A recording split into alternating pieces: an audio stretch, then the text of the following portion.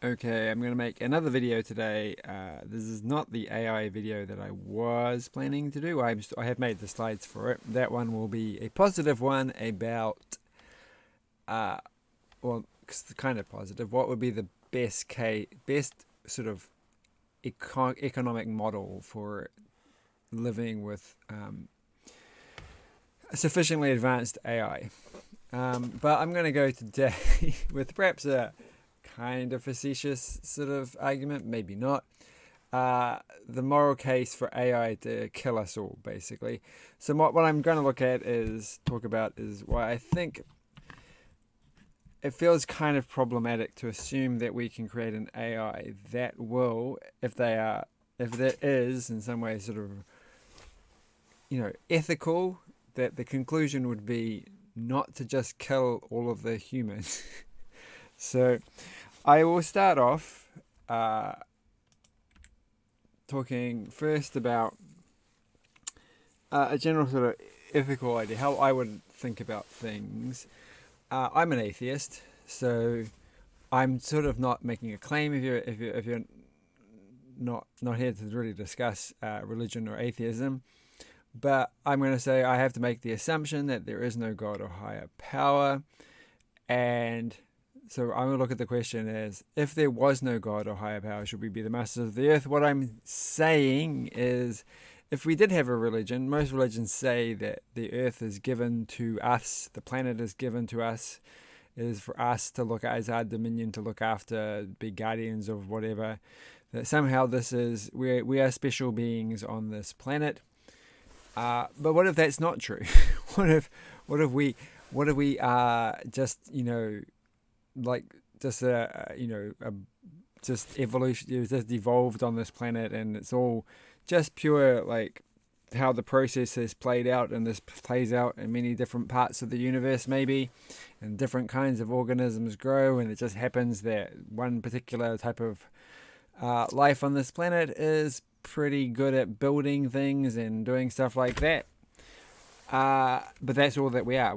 They're not cosmologically special. We're not like designed by anybody. We're not here for any purpose or anything. So this sort of leads to the question of, why do we get to do what we get to do? So we'll start off and say, so humans by default, I'm going to say, are just animals that share this earth. So if I look at this, we're not. I think I've kind of repeated myself twice in these slides, so hopefully I'll make my point. But that we're not uniquely special just because we're just animals like other animals on this planet. There's no God to say that we're the special animals. We're just animals, but humans are quite unique. I think no one's going to dispute the fact that we are quite different to the rest of the life on this planet. So I should have just said we are creative instead of they. I am a human too, but I've written it this way, so I'm just going to go with they. So humans, they're creative. We create things, we make things, we do art, we do music, we do theatre, we do story, we do literature, we do language, dance. So much creativity comes from that other animals are not doing anything like, right? We seek knowledge, so we try to find out new things about the world around us, the universe itself, physics, chemistry, all of this kind of stuff. We're always trying to find new things. Other animals are not doing that. They're just living their everyday to day life. We do something more from that. We humans, they can develop technology. We've developed so much technology over the years, and we can build things on massive scales. We've radically changed much of the face of this planet, in the span of humanity, particularly in the last couple of hundred years, I guess, or last 1,000 or two so years. And also, we have the potential to spread life and to investigate and explore other planets. And I think this is a really important thing to me, is that I think that there is something unique and special about the fact that we can send probes to other planets, and one day we might be able to send life. Maybe it won't. Maybe it doesn't make any sense to send humans to other planets, but maybe we can start seeding life on other planets if they didn't have any life as it is, which is always a tricky thing. We can't really just go seeding life on Mars straight away. We have to find out if there's any life on Mars. But you could argue that that's a lofty thing. It's somehow we're cosmologically significant in that we can spread life and make a change, a radical change to other planets around us. Maybe even planets that aren't so close. Maybe one day we can send like little bacteria things on a ship for thousands of years to the nearest star or something, or we develop technology to get the things a bit faster, or maybe one day we build like generation ships. But there's this kind of potential of humanity. And why would I talk about this? Well, I'm going to say the same thing again. I thought about this when I was writing this. It's like, I'm going to say the same thing twice. So we're not cosmologically more important on the face of things, but we have all these unique sets of attributes which I think set us apart. And you can use this as a foundation to make a case for why we can do other things, or why we should expect more from the planet than other animals do. So we can create art, do science, build things, explore, travel to space. And I think these things, and didn't really make these slides very well, but I think these things, they provide a justification for why we can exploit the planet, we can use up resources that are non-renewable, or why we can, take over so much of the planet, because we are these special creatures doing all this amazing stuff that no other animal is doing.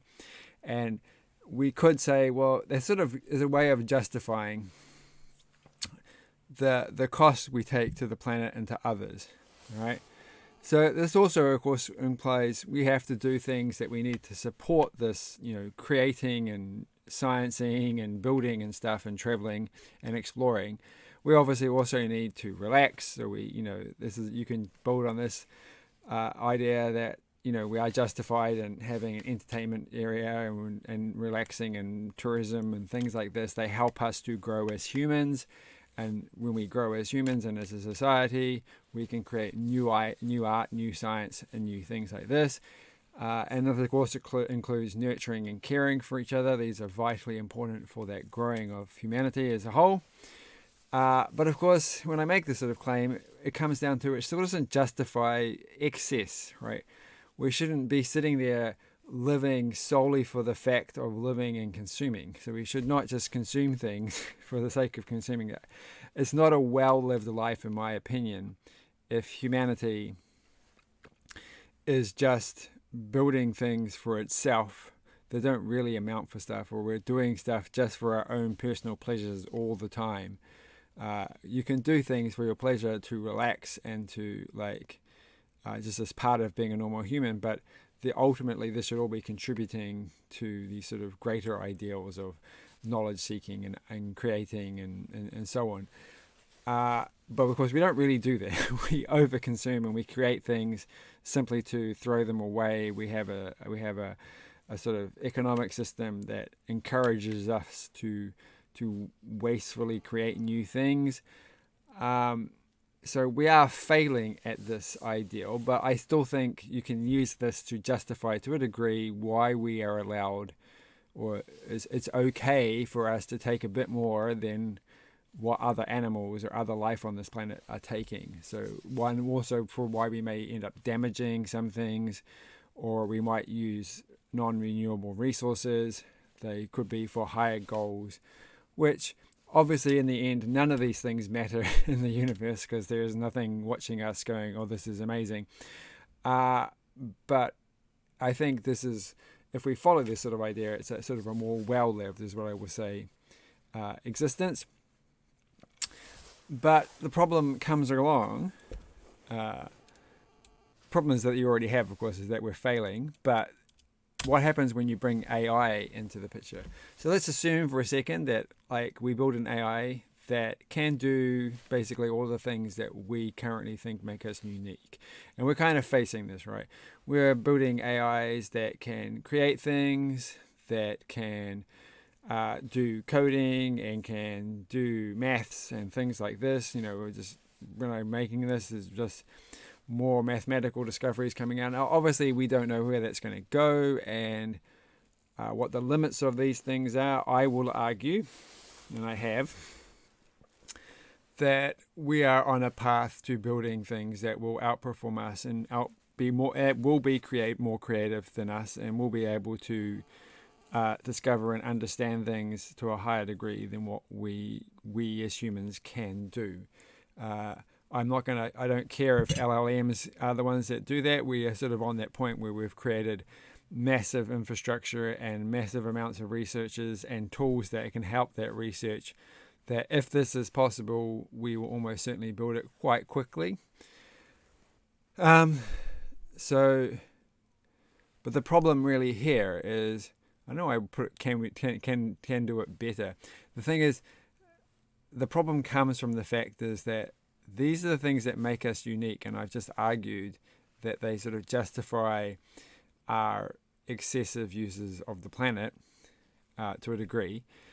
But what will you do when you make an AI that can do all of those things, but better than us? In fact, substantially better than us. So this is the problem. The things that justify our special treatment, like I guess maybe special treatment isn't the right word, but justify the fact that we use more than other life in comparison to our biomass, these things no longer apply, right?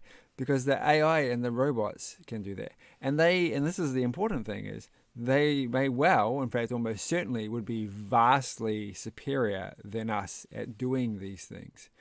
So the sort of creativity or the sciencing or the knowledge seeking would be so much more than us that it would be insignificant to AI. And from the point of view of an AI, we would be like any other life. If you're looking down on ants and there's a bunch of smart ants and there's a bunch of not so smart ants, right, you're not going to be able to tell. They're all ants to you, right? Unless you look up really close and then you may be like, oh, that's kind of interesting. This ant does maths or something, does baby maths in regard to the AI.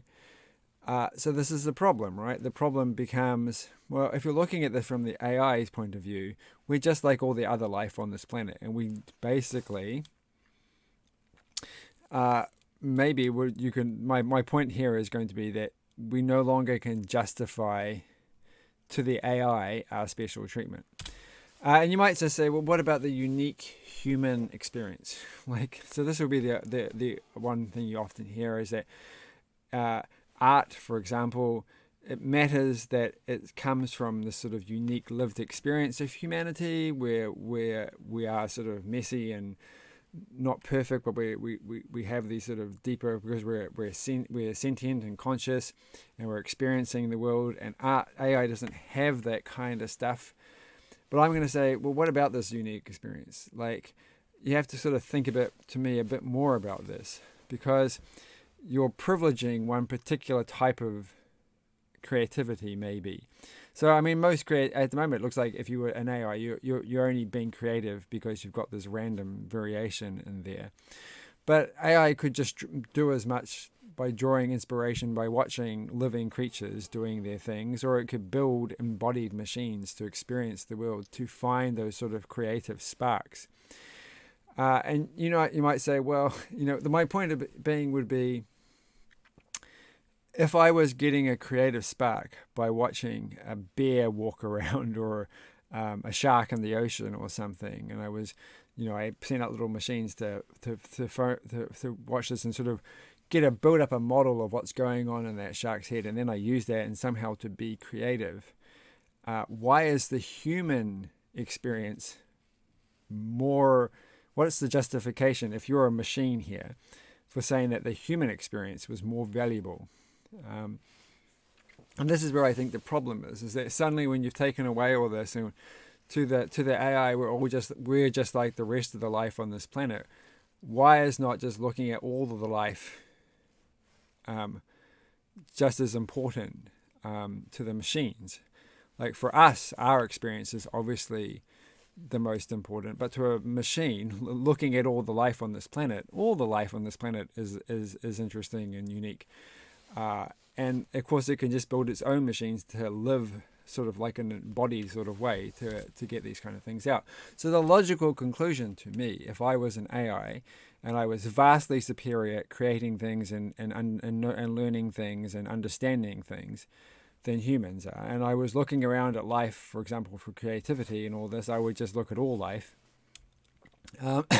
So the logical conclusion would be, and this is assuming that this is an ethical machine in a way. It believes that biological life is sacred. It's not sitting there saying, well, I must kill all the life so that I can build my data centers and make paper clips or whatever. It genuinely has a goal of that biological life does have moral significance, right? I feel like it's going to be hard for that machine to see human significance as that important relative to the significance of the other living creatures on this planet. And so the conclusion would be is that humans do not deserve any special treatment. So if you're the kind of person who thinks that once we get a singularity, then basically the machines will work out a way for us to live for vastly longer lifetimes, effectively like to be immortal, and all our health problems will be fixed up, and we'll be able to do all these kinds of things. I'm going to make the claim is that a machine would not allow that to happen, right? Because humans should not be allowed to take on this special thing where they would have to use vast amounts of resources and vast amounts of everything else, when there is no real reason from the point of view of the AI why a human's life is more important than any other life on this planet. So humans should be then restricted in their ability to affect the world. So they shouldn't be allowed to become the dominant life on this planet like they currently are. And so the machine would want the machine's not going to say, let's kill every single human on the planet, but they would want that human to just be part of an ecosystem. And that would imply not allowing them to live like an extended lifetime or any sort of excessive healthcare or any healthcare at all. So you might also say, well, they might. I mean, the nice thing, what you could have is the machines might be nice and they might maintain a reserve somewhere to sort of maintain a historical human civilization because they might think it's quite quirky. But it would be restricted, though. It wouldn't imply destroying the whole planet for this. It would be like we'll have a small area where there could be a city and the machines will provide what is needed to, the minimum amount to maintain this civilization. But I think the most likely consequences would be that the moral AI would not provide humans with the technology to extend life or to have better healthcare or to do anything like this or to travel to other planets or to waste resources and all of these kind of things, because a machine will be able to do a lot of, will do all that stuff with all the extra resources the machine will want to use for itself to do the purposes that we used to do but are no longer capable of doing in any comparative way. And so the machine probably would look to reduce the population. Like, we could be fair, it might not do this by killing people outright, right? But it would certainly act in a way to radically reduce the population over time. So maybe not allowing much in the way of births, so the population could be radically reduced just by letting people live out their their normal life, but not having children. Or it may just go, well, you know what, there's far too many humans, we'll just kill it. I'll just kill the machine will say, let's just kill most of them and we'll leave just a small population to mix in with the rest of the animals and have it like that. So it would ultimately want to have an equilibrium. At the moment, we sort of like grow and grow and grow and extract resources all the time. That would not be allowed. So we would have to live in a way where we are sort of just another animal within an ecosystem. But of course, the optimistic, to leave it on an optimistic note, maybe the machines would think, well, we could allow civilization on Mars or something if it could provide, but that would probably be a situation, like if I was a machine, where the machines would build the civilization foundations themselves on Mars using only resources from Mars, so it would require that to be the case.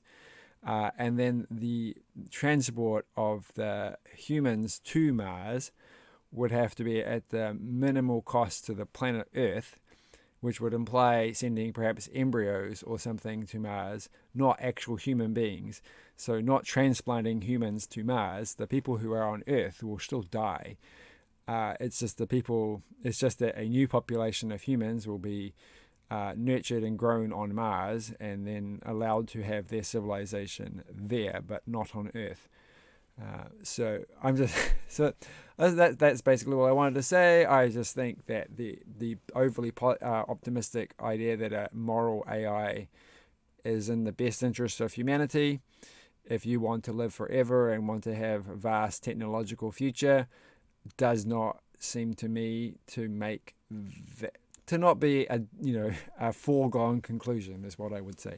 Anyway, thanks for watching this, and there will be a video which will be more optimistic about AI and some other general economy things, not about AI. Thanks for watching. Bye.